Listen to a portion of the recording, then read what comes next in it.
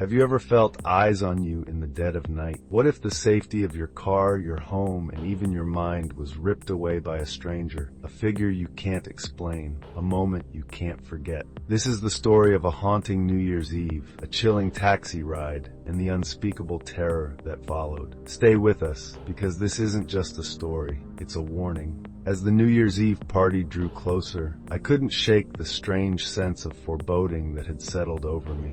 Perhaps it was the ghostly figure I'd seen on the back road leading to Darren's house. Or maybe it was the way the darkness of that night seemed to press down on me like a suffocating blanket. Either way, it had left me rattled. The party itself had been a welcome distraction, laughter, fireworks, and the warmth of friends. But driving back, I couldn't avoid that same desolate stretch of road. The woman had left her mark on me, not physically, but with the lingering terror she had instilled. Even in my dreams, her hollow voice whispered, "I see you."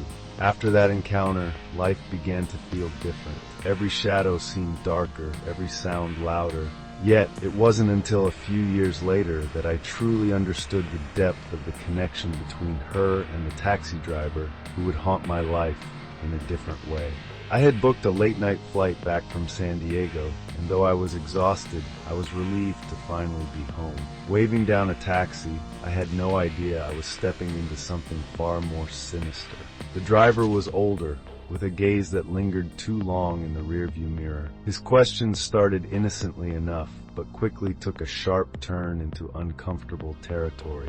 His fixation on my personal life, his sly compliments, and the way his eyes bore into mine through the mirror sent chills down my spine.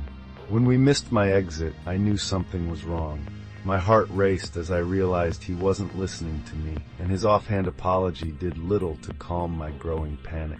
By the time he asked if I had a boyfriend, and then pressed for his name, it was clear that this man had no intention of simply driving me home. The situation came to a head when I spotted a police car in a parking lot. Fueled by a surge of desperation, I grabbed my bag and bolted from the taxi. The driver yelled, but he didn't chase me, choosing instead to speed away into the night. Relief washed over me as the police officer drove me home, but it was short-lived.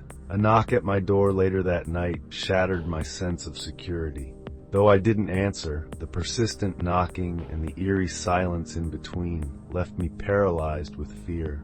The next day, when my neighbor told me someone claiming to be my dad had tried to enter my apartment, I knew the danger wasn't over. My dad confirmed he hadn't been there, and the weight of the situation hit me like a ton of bricks. The odd feeling in my apartment that evening wasn't just paranoia, it was something real. As I packed to stay with my parents for a few nights, I couldn't shake the sense that I was being watched. It was the same feeling I'd had on that back road years ago when I saw the woman in white. Suddenly, it all clicked. The driver's behavior, the way he asked about my life, the persistent knocking at my door, it wasn't random. And though it seemed like an irrational connection, I couldn't help but wonder if the woman in white and the taxi driver were part of the same twisted story. Who or what was the woman in white? Had she been trying to warn me of something greater, or was she part of a larger, darker force at play? And the taxi driver, was he just a man with bad intentions, or was he something more? The answers remain a mystery, but the memory of those encounters serves as a chilling reminder.